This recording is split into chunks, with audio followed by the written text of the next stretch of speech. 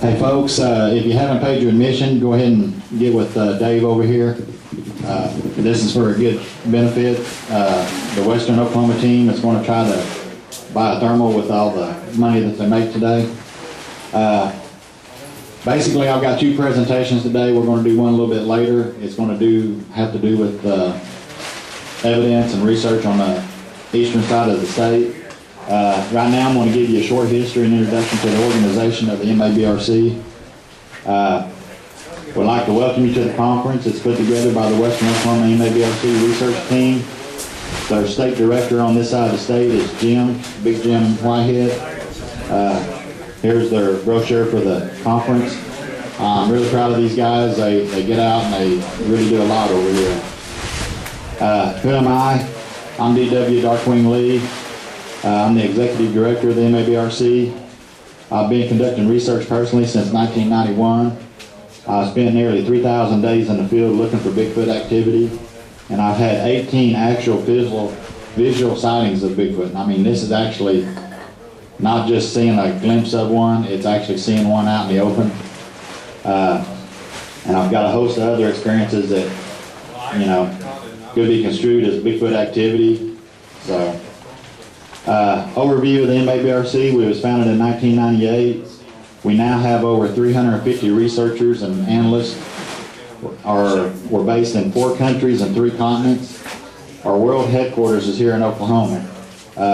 We're the host of the Cross Timbers Creature Conference here, and we're also going to be the host of the Oklahoma Bigfoot Symposium in Steele, Oklahoma on October 6th of this year.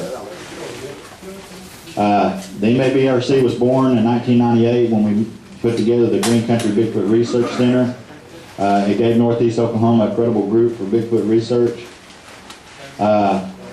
We originally, when we switched the name to Mid-America Bigfoot Research Center, we were based in 4 states here, comprised of 25 members, and we actually started the MABRC Forum in May of 2007. So we just celebrated, we're getting ready to celebrate our 5th year for the Forum. Our growing pains, we average about 10 field expeditions a year. We have a forum that has over 1 million hits a month. We've got investigations ongoing across the world, and like I said before, we've got over 350 members worldwide. We have now put together a National Sightings Encounters hotline. This is our number right here, and we've got some business cards with that number on it for anybody that wants one.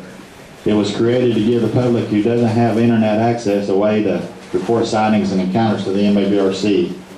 It does have voicemail, so if nobody answers, you can leave a voicemail and we'll get right back to you as fast as possible. Sightings and encounters investigations. We will investigate any sighting and encounter reports, and if we're close enough, we will do an on-site investigation for you. We got sighting report forms available here today if you want to fill one out. You can also go online to our website and fill out the form there. Witness confidentiality is our highest priority. We will not expose your name, address, location. We will keep it confidential.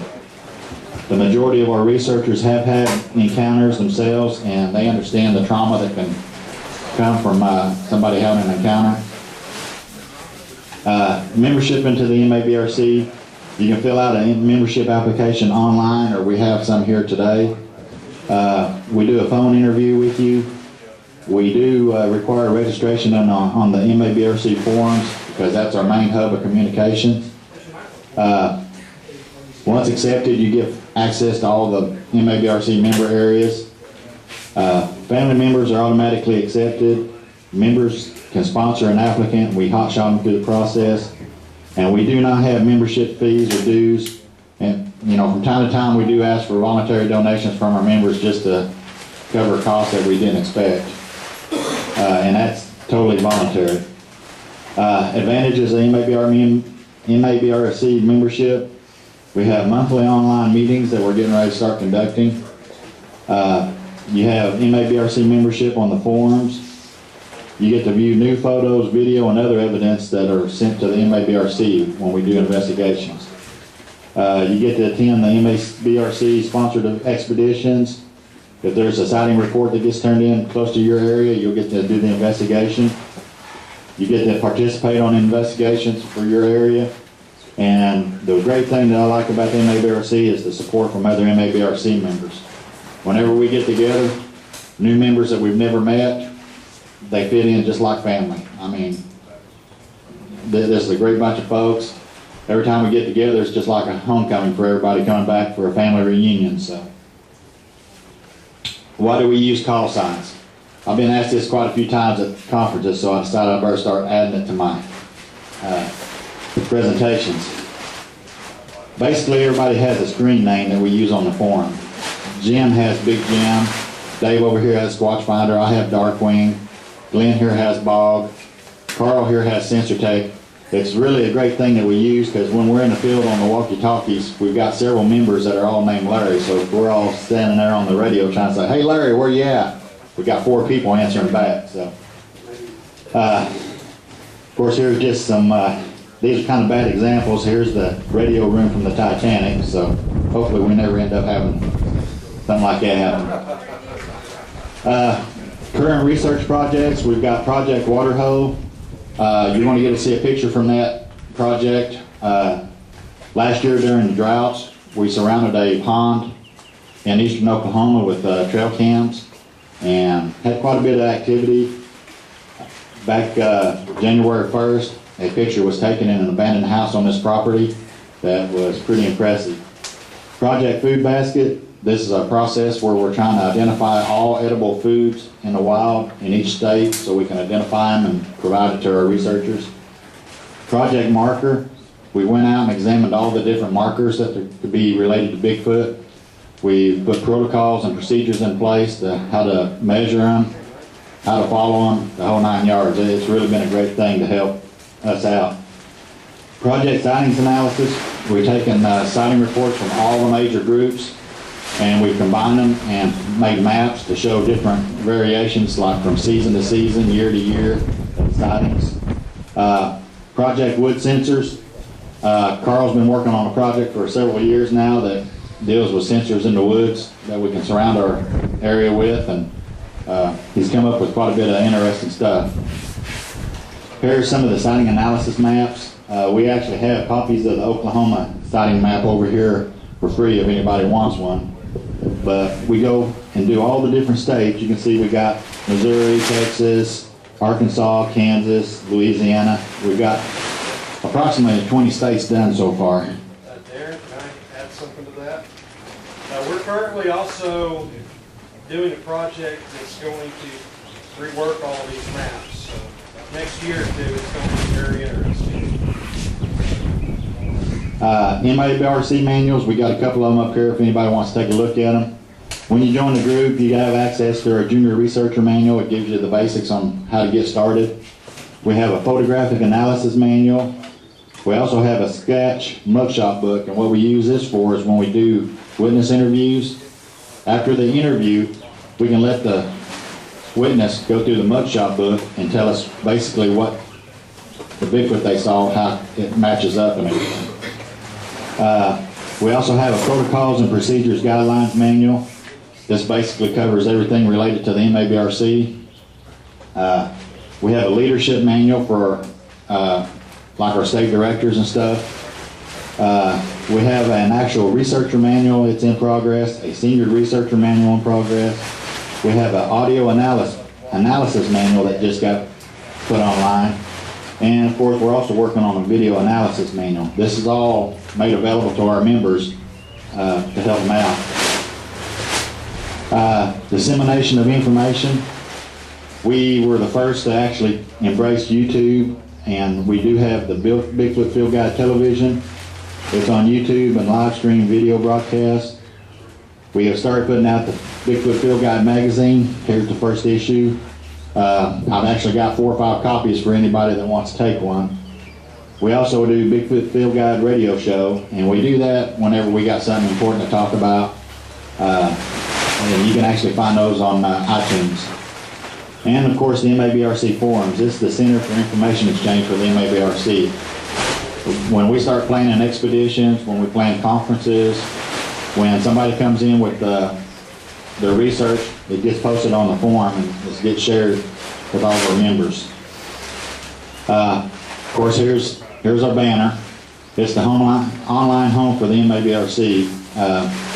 It also is home for the Aussie database, which is the open source sightings, incidents, and encounters database. And of course, the Bigfoot Online Museum. We're trying to put every bit of information we can find online into these two areas for everybody to be able to access. We have been rated as the top Bigfoot forum online by several prominent blogsters.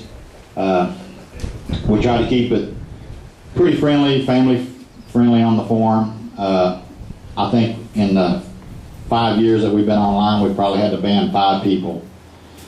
You know, everybody gets along great. It's a great place to go.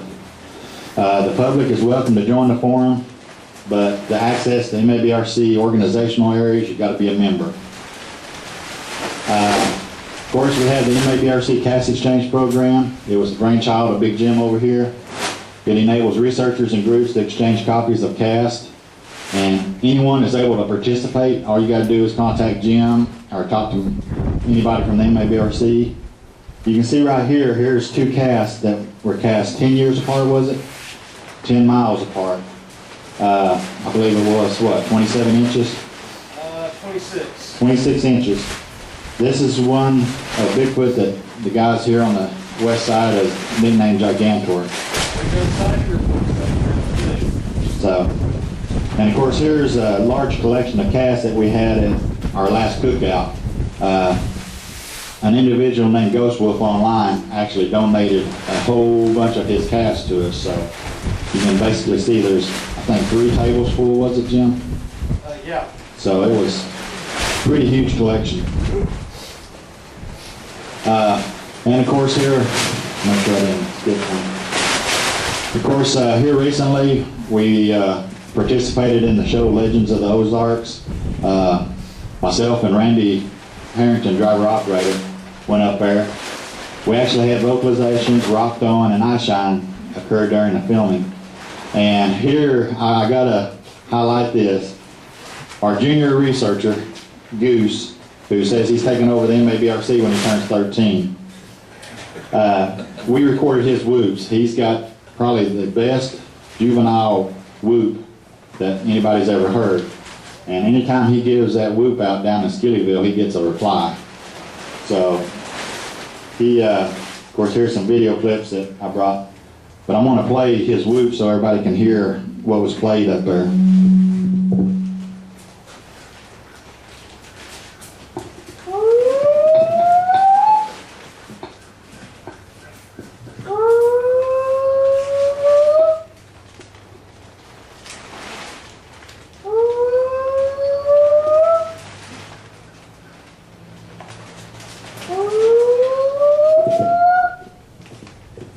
Now this little guy's been doing this since he was 4 months old. We used to lay him in the back of the tractor all the time. But when these whoops were broadcast up there during the filming, we actually had rocks come sailing in at us out of nowhere. We actually chased several bipedal figures through the woods for most of the night.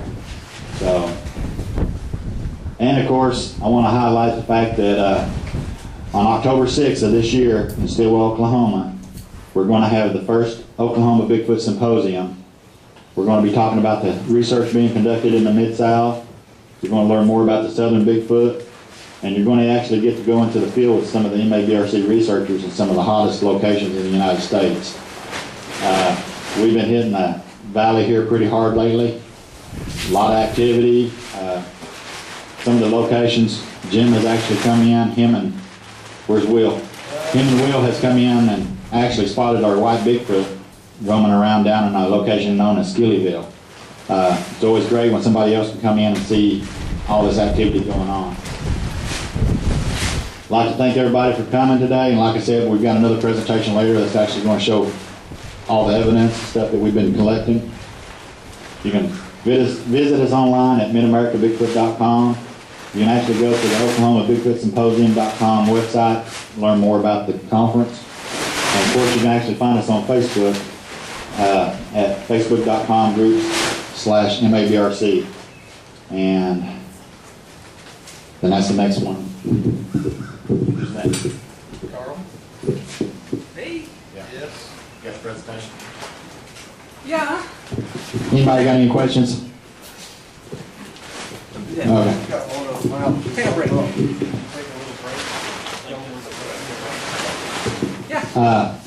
Yeah, if anybody wants to take a real short bathroom break, the bathrooms are right down through here on the sidewalk, and we'll get Carl set up with his presentation, and then we'll start here in about 5 to 10 minutes.